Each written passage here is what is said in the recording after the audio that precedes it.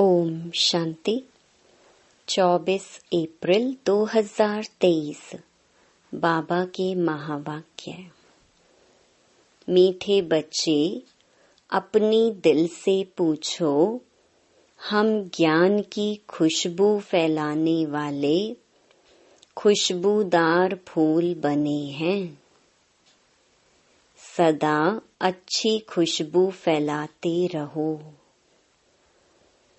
प्रश्न: किन बच्चों की अवस्था बहुत मस्त रहती है? गैलप करने का आधार क्या है?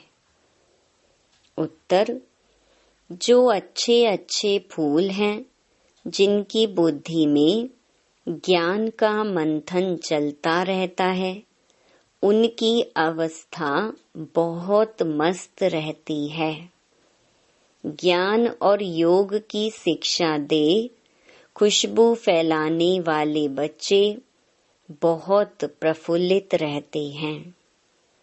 गैलप करने का आधार है सच्चे परवाने बनना।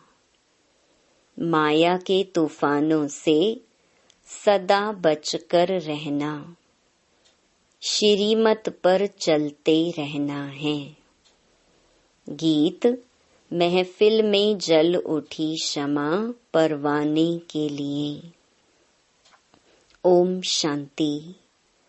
चैतन्य परवानों ने गीत सुना। परवाने कहो व फूल कहो, बात एक ही है। बच्चे समझते हैं हम सचमुच परवाने बने हैं या फेरी लगाकर चले जाते हैं। क्षमा को भूल जाते हैं। हरेक को अपनी दिल से पूछना है कि हम कहाँ तक फूल बने हैं और ज्ञान की खुशबू फैलाते हैं। अपने जैसा फूल किसको बनाया है, यह तो बच्चे जानते हैं। ज्ञान का सागर वह बाप है, उनकी कितनी खुशबू है। जो अच्छे फूल व परवाने हैं, उनकी जरूर अच्छी खुशबू आएगी। वह सदैव खुश रहेंगे। औरों को भी आप समान फूल व परवाने बनाएंगे। फूल नहीं तो कली बनाएंगे। पूरे परवाने वह हैं जो जीते जी मरते हैं, बलि चढ़ते हैं अथवा ईश्वरीय औलाद बनते हैं। कोई साहूकार किसी गरीब के बच्चे को गोद में लेते हैं तो बच्चे को उस साहूकार की गोद में आने से फिर वह माँ बाप ही याद आते रहते हैं। फिर गरीब की याद भूल जाएगी। जानते हैं कि हमारे गरीब माँ बाप भी हैं, परंतु याद साहूकार माँ बाप को करेंगे, जिससे धन मिलता है। सन्यासी साधु आदि हैं, वह भी साधना करते हैं मुक्ति धाम में जाएं। सभी मुक्ति के लिए ही पुरुषार्थ करते हैं, परंतु मुक्ति का अर्थ नहीं समझते। कोई कहते ज्योति ज्योत समाएंगे, कोई समझते पार निर्वाण जाते हैं। निर्वाण धाम में जाने को ज्योति में समाना व मिल जाना नहीं कहा जाता है। यह भी समझते हैं हम दूर देश के रहने वाले हैं। इस गंदी दुनिया में रहकर क्या करेंगे? बच्चों को समझाया है, जब कोई से मिलते हो तो यह समझाना है कि यह बना बनाया ड्रामा है। सतयुग, त्रेता, द्वापर, कलयुग, यह है संगम युग। सतयुग के बाद त्रेता का भी संगम होता है। वहाँ युग बदलता है, परंतु यहाँ कल्प बदलता है। बाप कोई युगे युगे नहीं आते हैं जैसे मनुष्य समझते हैं। बाप कहते हैं जब सब तमो प्रधान बन जाते हैं, कलयुग का अंत होता है, ऐसे कल्प के संगम पर मैं आता हूँ। युग पूरा होता है तो 2 कला कम होती हैं। यह तो जब पूरा ग्रहण लग जाता है तब मैं आता हूँ। मैं युगे युगे नहीं आता हूँ। यह बाप बैठ परवानों को समझाते हैं। परवानों में भी नंबरवार हैं। कोई तो जल मरते हैं, कोई फेरी पहन चले जाते हैं, श्रीमत पर चल नहीं सकते। अगर कहाँ श्रीमत पर नहीं चले तो फिर माया पछाड़ती रहेगी। श्रीमत का बहुत गायन है। श्रीमद् भगवत गीता कहा जाता है। शास्त्र तो बाद में बैठ बनाए हैं। उस समय मनुष्यों की बुद्धि रजो तमो होने के कारण समझते हैं श्री कृष्ण द्वापर में आया। बाप कहते हैं मैं आता ही तब हूँ जब आदि सनातन देवी देवता धर्म वाले मनुष्य गुम हो जाते हैं, परंतु यह भूल जाते हैं कि हम ही देवी देवता धर्म वाले थे। अपना हिंदू धर्म कह देते हैं। यह कड़े से कड़ी भूल है। भारतवासी जो देवता धर्म के पुजारी हैं, उन्हों से पूछो तुम किस धर्म के हो, तो कहते हैं हम हिंदू धर्म के हैं। अरे तुम पूजते किसको हो? भारतवासी अपने धर्म को ही नहीं जानते। यह भी ड्रामा में नूंद है। जब भूले तब तो फिर से मैं आकर आदि सनातन देवी देवता धर्म की स्थापना करूं। सतयुग में है ही एक धर्म। यह बातें बाप बैठ समझाते हैं। जो विश्व के मालिक थे वह खुद ही भूल जाते हैं, तो बाकी औरों की बात ही क्या। यह एक ही बाप है जो आकर दुख धाम से निकाल सुख धाम का मालिक बनाते हैं। तुम कहेंगे अभी हम नरक के मालिक हैं। दुनिया को तमो प्रधान तो बनना ही है। सब पतित हैं, तब तो पावन के आगे जाकर नमस्ते करते हैं। मनुष्य सन्यासियों आदि को गुरु बनाते हैं, क्योंकि वह पावन है। समझते हैं गुरु द्वारा पावन नहीं बनेंगे तो सदगति कैसे होगी, परंतु फॉलो तो करते नहीं। गुरु लोग फिर उनको कहते भी नहीं कि तुम फॉलो कहाँ करते हो, पवित्र कहाँ बनते हो। यहाँ तो बाप कहते हैं अगर तुम पावन निर्विकारी बनते हो तो मेरे फॉलोअर हो, नहीं बनते हो तो तुम फॉलोअर नहीं हो। ऊंच गति को पा नहीं सकेंगे। सन्यासी ऐसे नहीं कहेंगे कि फॉलो करो, नहीं तो सजा खानी पड़ेगी। यह बाप कहते हैं श्रीमत पर चलो नहीं तो बहुत त्राही त्राही करना पड़ेगा। वह तो समझते आत्मा निर्लेप है, परंतु नहीं, आत्मा ही सुख दुख देखती है। यह कोई भी समझते नहीं। बाबा बार बार समझाते हैं बच्चे मंजिल बहुत भारी है। इस समय तुम पुरुषार्थ करते हो जबकि दुखी हो। तुम जानते हो सतयुग में हम बहुत सुखी रहेंगे। वहाँ यह पता नहीं रहेगा कि हमको फिर दुख धाम में जाना है। हम सुख में कैसे आए, कितने जन्म लेंगे, कुछ भी नहीं जानते। अभी तुम जानते हो कि ऊंच कौन ठहरे। तुम ईश्वर की औलाद होने के कारण जैसे ईश्वर नॉलेजफुल है, तुम भी नॉलेजफुल ठहरे। अभी तुम ईश्वर के बच्चे हो। देवताएं थोड़े ही ईश्वर के बच्चे कहलाएंगे। अभी तुम ईश्वरीय औलाद हो, परंतु नंबरवार। कोई तो बड़े मस्त हैं, समझते हैं हम तो बाबा की मत पर चलते रहते हैं। जितना मत पर चलेंगे उतना श्रेष्ठ बनेंगे। बाप सम्मुख बैठ बच्चों को समझाते हैं, बच्चे देही अभिमान छोड़ो, देही अभिमानी बनो, निरंतर याद करो।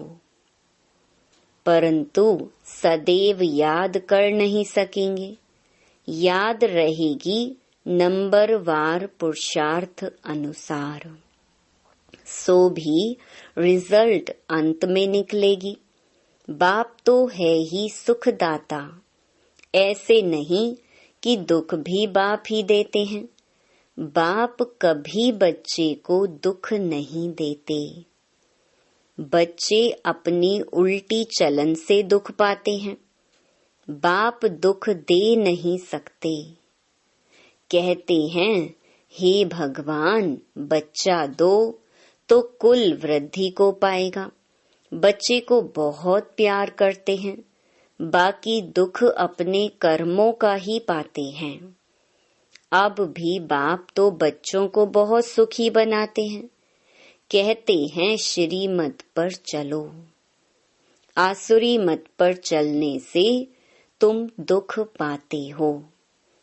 बच्चे बाप और टीचर अथवा बड़ों की आज्ञा ना मानने से दुखी होते हैं।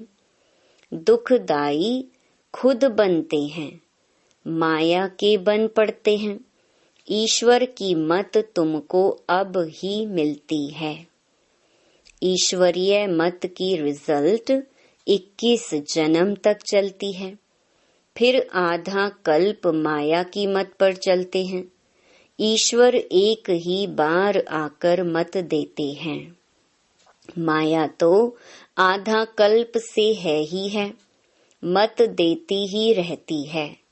माया की मत पर चलते 100% दुर्भाग्यशाली बन पड़ते हैं। तो जो अच्छे अच्छे फूल हैं वह इसी खुशी में सदैव मस्त रहेंगे। नंबरवार तो है ना। परवाने कोई तो बाप के बन श्रीमत पर चल पड़ते हैं।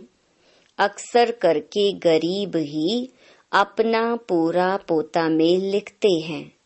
साहूकारों को तो डर रहता है कि कहाँ हमारे पैसे ना ले लेवे। साहूकारों के लिए बड़ा मुश्किल है। बाप कहते हैं, मैं गरीब निवाज हूँ। दान भी हमेशा गरीबों को ही किया जाता है। सुदामा की बात है ना, चावल चपटी ले उनको महल दे दिए। तुम हो गरीब। समझो कोई के पास 25-50 रुपया है, उनसे 1-2 आना देते हैं। साहूकार 50,000 दें तो भी इक्वल हो जाता है, इसलिए गरीब निवाज कहा जाता है। साहूकार लोग तो कहते हमको फुर्सत नहीं मिलती, क्योंकि पूरा निश्चय नहीं है। तुम हो गरीब। गरीबों को धन मिलने से खुशी होती है। बाबा ने समझाया है, यहाँ के गरीब वहाँ साहूकार बन जाते हैं। और यहाँ के साहूकार वहाँ बहुत गरीब बन पड़ते हैं। कोई कहते हम यज्ञ का ख्याल रखें या कुटुंब का रखें। बाबा कहते तुम अपने कुटुंब की बहुत अच्छी संभाल करो। अच्छा है जो तुम इस समय गरीब हो। साहूकार होते तो बाप से पूरा वर्षा ले नहीं सकते। सन्यासी ऐसे नहीं कहेंगे, वह तो पैसे लेकर अपनी जागीर बनाते हैं, शिव बाबा थोड़े ही बनाएंगे। यह मकान आदि सब तुम बच्चों ने अपने लिए बनाई हैं। यह किसकी जागीर नहीं है, यह तो टेम्परेरी है, क्योंकि अंत समय बच्चों को यहाँ आकर रहना है। हमारा यादगार भी यहाँ है, तो पिछाड़ी में यहाँ आकर विश्राम लेंगे। बाप के पास भागेंगे वह जो योग युक्त होंगे, उन्हों को मदद भी मिलेगी। बाप की बहुत मदद मिलती है। तुम जानते हो हमको यहाँ बैठ विनाश देखना है। जैसे शुरू में बाबा ने तुम बच्चों को बहलाया है, तो पिछाड़ी वालों का भी हक है। उस समय ऐसे फील करेंगे जैसे वैकुंठ में बैठे हैं। बहुत नजदीक होते जाएंगे। यह तो समझते हैं हम यात्रा पर हैं। थोड़े समय बाद विनाश होगा। हम जाकर प्रिंस प्रिंसेस बनेंगे। किस्म किस्म के फूल हैं। हर एक बच्चे को समझना चाहिए मैं कितने को ज्ञान की खुशबू दे रहा हूँ, किसको ज्ञान और योग की शिक्षा देता हूँ। जो सर्विस करते हैं वह अंदर में प्रफुल्लित रहते हैं। बाबा जान जाते हैं यह किस अवस्था में रहते हैं। इनकी अवस्था कहाँ तक गैलप करेगी। गैलप उनकी अवस्था करेगी जो परवाना बन चुका होगा। बाप समझाते हैं माया के तूफान तो आएंगे, उनसे अपने को बचाना है। सन्यासी कभी नहीं कहेंगे कि स्त्री पुरुष गृहस्थ में रहते पवित्र हो दिखाओ।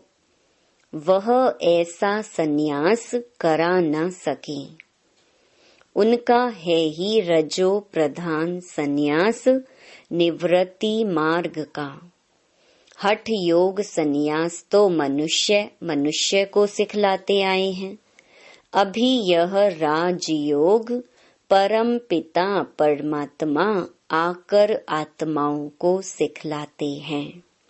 आत्मा को ज्ञान है मैं आत्मा अपने इस आत्मा भाई को समझाता हूँ।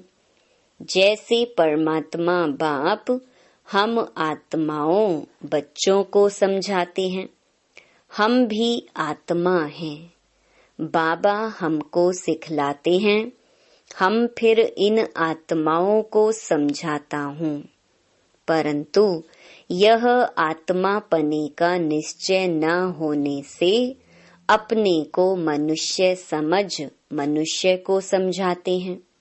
बाप कहते हैं हम तो आत्माओं से ही बात करते हैं। मैं परम आत्मा तुम आत्माओं से बात करता हूँ। तुम कहेंगे हम आत्मा सुनती हैं, आत्मा को सुनाती हैं। ऐसे तुम देही अभिमानी हो, किसको सुनाएंगे तो वह तीर झट लगेगा। अगर खुद ही देही अभिमानी नहीं रह सकते हैं तो धारणा करा नहीं सकेंगे। यह बड़ी ऊंची मंजिल है। बुद्धि में यह रहना चाहिए हम इन ऑर्गन्स से सुनते हैं। बाप कहते हैं हम आत्माओं से बात करते हैं। बच्चे कहेंगे हम आत्माएं ब्रदर्स से बात करते हैं। बाप कहते हैं हम आत्माओं को समझाता हूँ, बाबा का फरमान है। बच्चे अशरीरी अर्थात देही अभिमानी बनो।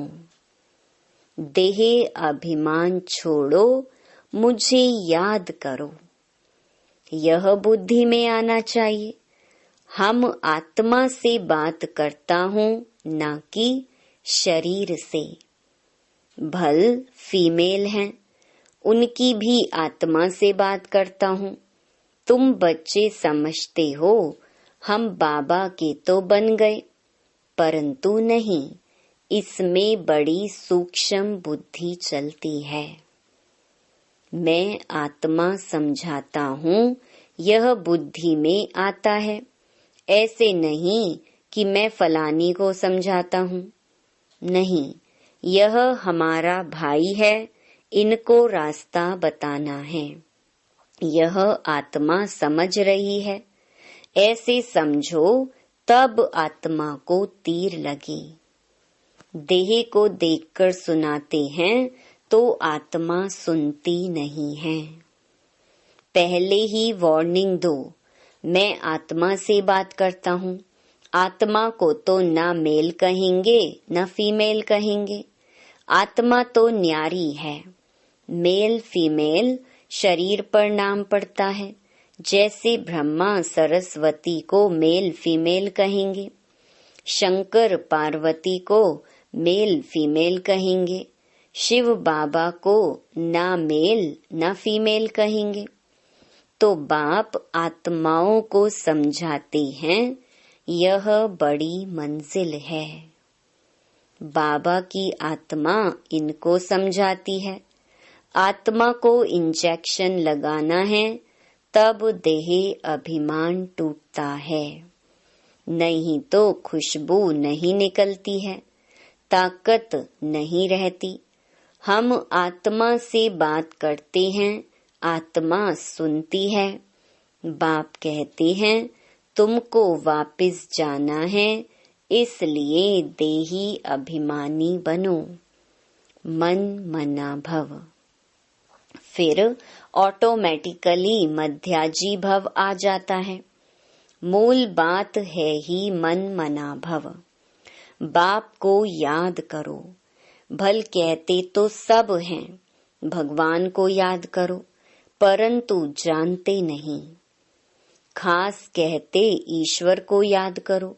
श्री कृष्ण को व किसी देवता को याद नहीं करना है।